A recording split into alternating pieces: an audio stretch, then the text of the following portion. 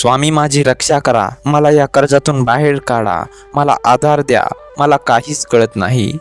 नमस्कार स्वामी भक्तांनो, आजच्या या व्हिडिओमध्ये तुम्हाला स्वामीला एक अशी प्रार्थना जी प्रत्येक भक्त करत असतो, प्रत्येक भक्ताला हीच प्रार्थना स्वामींना करायची आहे, तर हा व्हिडिओ शेवटपर्यंत बघा. मित्रांनो,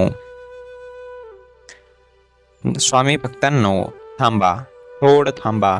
हो, जिथे आहात तेच थांबा, कारण आज तुम्ही जे ऐकणार आहात ते फक्त शब्द नाहीत, ते तुमच्या आयुष्याचा टर्निंग पॉईंट ठरू शकतात.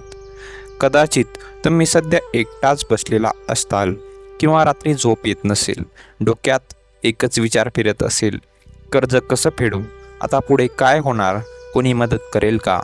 आणि त्या सगळ्या विचारांच्या गर्दीत एकच हाक आतून बाहेर येते, स्वामी रक्षा करा, मला या कर्जातून बाहेर काढा, मला आधार द्या, मला काहीच कळत नाही. मित्रांनो, ही हाक कमकुवतपणाची नाही, ही हाक आहे सरेंडरची. जेव्हा माणूस पूर्णपणे थकून जातो तेव्हाच तो खरी प्रार्थना करत असतो. आणि लक्षात ठेवा, अशाच वेळी स्वामी जवळ असतात. मित्रांनो, तुम्हाला कदाचित वाटत असेल की स्वामी मला का वाचवत नाहीत, पण एक गोष्ट समजून घे, स्वामी तुला बूट देत नाहीत, पण हे तुला पोहायला शिकवतात. आज तुझ्यावर कर्ज आहे, ताण आहे, लोकांचे फोन येत आहेत, कधी कधी तर फोन उचलायलाही भीती वाटते.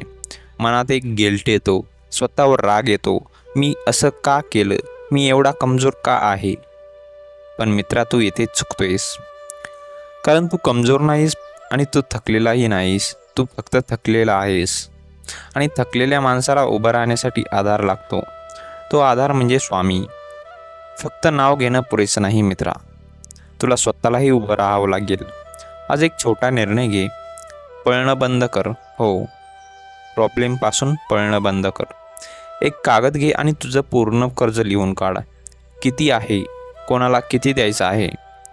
मित्रांनो, पहिल्यांदा पाहताना तुम्हाला भीती वाटेल, पण हो, तुमची ही रिॲलिटी आहे. आणि रिॲलिटी ॲक्सेप्ट केल्याशिवाय कोणताही बदल होऊ शकणार नाही. आता दुसरं पाऊल, तुझे खर्च बघ, काय गरजेचं आहे आणि काय फक्त सवयी झाली आहे, थोडं कंट्रोल आण. तिसरं पाऊल, इन्कम वाढवण्याचा विचार कर. छोटं काम असलं तरी चालेल, डिलिव्हरी, पार्ट टाईम, ऑनलाईन, काहीही काम कर. काम लहान नसतं, फक्त तुमचा इगो आडवा येतो आणि इगो मोठा असतो. तो इगो बाजूला ठेव, कारण स्वामी त्या माणसाला मदत करतात जो स्वतःसाठी लढतो. आता मनाबद्दल बोलूया. तुझं मन सतत निगेटिव्ह बोलतोय, काही होणार नाही, तू संपलास, पण हे खरं नाही, हे फक्त तुझ्या भीतीचे आवाज आहेत. आता रोज एक रिच्युअल सुरू कर. सकाळी उठल्यावर डोळे बंद करून हात जोडून बोल, स्वामी मला काहीच कळत नाही, पण मी तुमच्यावर पूर्ण विश्वास ठेवतो, मला मार्ग दाखवा.